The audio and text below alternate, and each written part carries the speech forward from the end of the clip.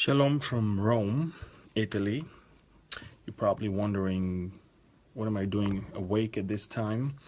It's midnight, and the reason why I decided to update you is simply because of a very disturbing development in the Middle East.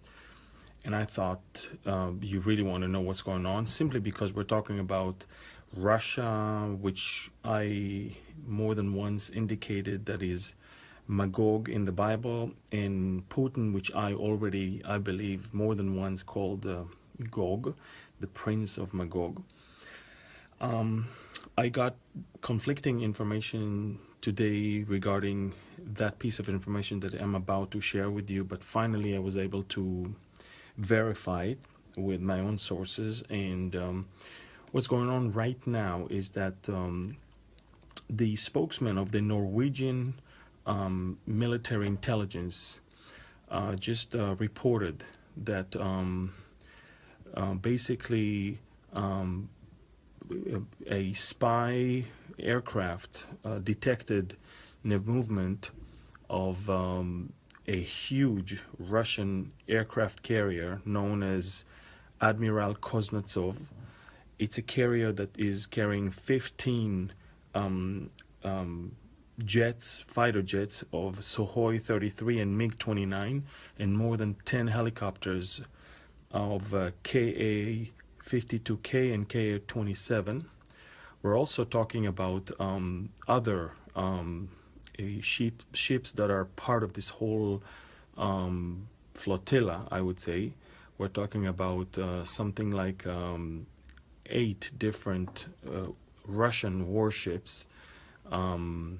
One of them is also Pyotr the Great, named after one of the czars in Russia's history, and they were detected 2.5 days ago next to the island of Andoya, which is in northern Norway, and they're making their way all the way towards the Mediterranean. Now, why is it so important? This is the largest naval deployment of Russian vessels since the Cold War. Even in the Cold War, we never had such a massive Russian presence on the coast of the Mediterranean. They say, from my sources, they say that Putin is so tired of what's going on in Aleppo, that it's an ongoing fiasco, that his aircrafts aren't making any advance, and he is determined to completely I'll break Aleppo to pieces, just like he did in Grozny in Chechnya, where he literally destroyed a whole city that became a ghost town. And that's how basically he won the war there, and he put a puppet government and a puppet prime minister, and that's it. No, Putin learns the hard way that the Middle East is a little different. This is not Chechnya. This is a battleground of many different forces with many different hidden agendas. We're talking about the Kurds and the Turks. We're talking about the Sunnis and the Shiites. We're talking about the jihadists and the rest of the Islamic world. We're talking about so many different things. And in Aleppo, all of it merges together. And he's so tired. He doesn't like to play games. He doesn't like to drag his feet. He wants to put an end to it. What worries me the most is knowing Putin, when he brings forces to the Middle East, he never really sends them back. In other words, Russia is concentrating right now on the coast, north of Israel, basically, the largest military presence ever. And I'm saying again, ever. And that is an amazing move, because when we talk about Rosh and Meshech and Tuval, how Gog is coming all the way down, the Prince of Magog, when we talk about the hook in its jaw, which I believe, again, he's not there to defend Assad, he's not there to fight ISIS, he's there to defend his interests in the Mediterranean, which are the oil and gas that was found there. And so I believe the gas and the oil that Israel found and that exist in the Mediterranean are the hook in the jaw of Rosh. And this is why he is sending massive forces right now into the Mediterranean.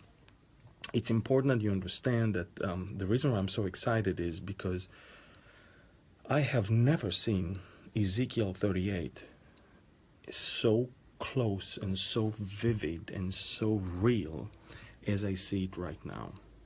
Now, it doesn't mean that Israel is going to suffer a war tomorrow, not at all. It actually means that the road to an attack on Israel from the moment the decision is made is basically half an hour to an hour, and it's no longer days, weeks, or months as normally diplomacy dictates when it comes to countries that are not even close to each other. So what we are seeing again is Gog, the prince of Magog, making his move to basically deploy his largest ever presence over there next to Syria. Now, people are asking me, is Russia going to attack America? Of course not. The whole idea was that the Russians wanted the Americans not to interfere in what is going on in the Middle East. Now watch what they did.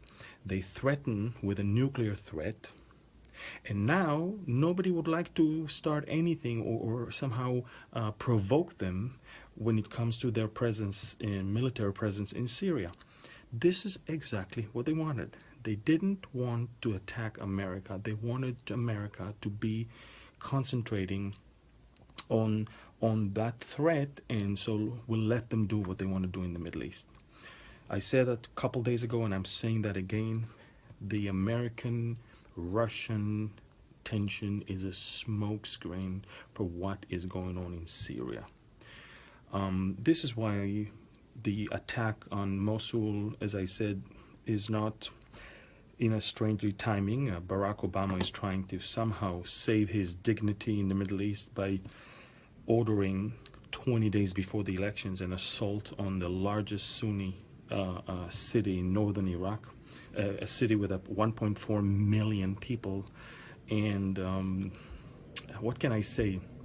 It is more than a big mistake, because what we're seeing right now is that it's mostly Shiite militias led by a Shiite military, the Iraqi military, that are about to take over a Sunni city. Now, the reason why in 2014 ISIS took over Mosul is because the Shiite Iraqi army was so afraid of the rising Sunni power called ISIS. They could care less about the Sunni residents of Mosul, because they are Sunnis and the army is Shiite. So they had no problem abandoning all of their positions in Mosul and run away, and that's how ISIS took over. So ISIS took over because the Shiites didn't care that the Sunnis will fall under the hands of ISIS. And right now, suddenly they care. Suddenly, ISIS is a big problem. Suddenly, this is a real deal. And obviously, the timing is so suspicious. Obviously, we can see that the strings are being pulled from Washington right now. And believe it or not, the same president that promised you that there are no more boots on the ground and no more Americans in Iraq is lying again, because there are American troops in that great assault right now. The Aleppo battle is going on also in Syria. And unfortunately, again, the world is not stopping that carnage over there. And as always, it's the innocent people that are caught in the line of fire. Again, the reason why I decided to come with this type of special report is that Gog is making his great move of bringing military presence in massive forces all the way towards Syria. They're now sailing, we're talking about the Northern Sea all the way towards the Mediterranean. Eventually, we will see them reaching the Mediterranean in a couple of days. Again, this report came from the Norwegian intelligence, military intelligence, and it was quoted by a very high official in NATO just a couple hours ago, that we are talking about a deployment of the largest of its kind since the end of the Cold War. I needed to verify some of that. I needed to verify what is it that they're bringing. I needed to verify what ships we're talking about. And now I can tell you, we're talking about a massive air power, air striking power, because that aircraft carrier is bringing more bombers and more jets, fighter jets, and they're not really going to fight air-to-air fights. Or we're talking about air-to-ground. We're talking about completely obliterating the city of Aleppo. I'm kind of amazed at how the world is quiet about that destruction, and how the world will not be quiet about the destruction of Damascus that Isaiah in chapter 17 reports. And as I said many times, I believe that eventually it is the destruction of Damascus that will bring about the attack on Israel, as in Ezekiel 38 and 39. So the world may be able to tolerate the destruction of Aleppo. Probably Damascus will be too much, and that's when everyone will say enough is enough. I'm wondering, the Bible doesn't really say who is going to attack Damascus. I'm wondering whether Israel is going to be the one because of some imminent existential threat from that part, or someone else will do it and Israel will be blamed for it. One thing is for sure, the match that I believe will start the fire that will escalate into Ezekiel's war, I believe the key is in Damascus. So, once again, we keep our eyes on Damascus, we keep our eyes on Syria, but also all of us can lift up our heads and get very excited. As I said, when Jesus described all of these events, it is definitely so we will know that our gathering, the salvation of our body, the redemption of us as we are in this world is drawing near. So I'm excited. I can't wait to share with the saints here in Rome in just a couple of days during my birthday.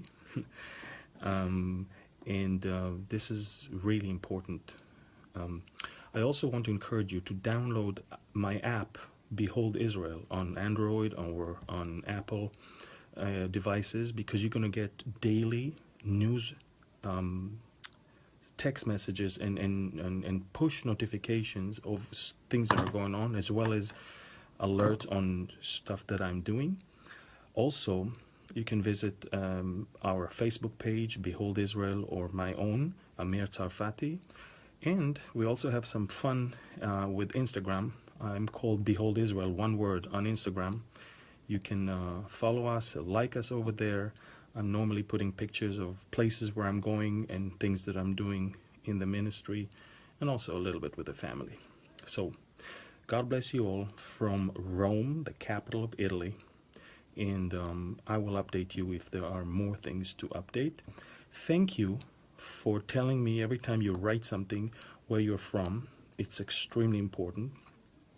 We just realized that we have followers from every continent on planet Earth besides South America, and I'm doing something about it. It's all about the language, and I'm getting someone to start translating all my stuff to Spanish, so that part of the world will be able to also get it and engage. So thank you for your prayers. Again, get the app, Behold Israel. Go on our webpage, beholdisrael.org, our Facebook page, and Behold Israel on Instagram if you want also to see some nice things. God bless you. Stay strong. Keep your faith. And, in just a couple of hours, there's that final debate. I want to encourage the Americans, don't lose hope. Don't be weary. Don't have that spirit of defeat. Things can change and can turn around if you only do what you need to do and go to vote the right way with or for the most biblical platform. And I guess by now you know what I'm talking about. God bless you. I love you all from Rome, Italy. Shalom and Laila Tov. Good night.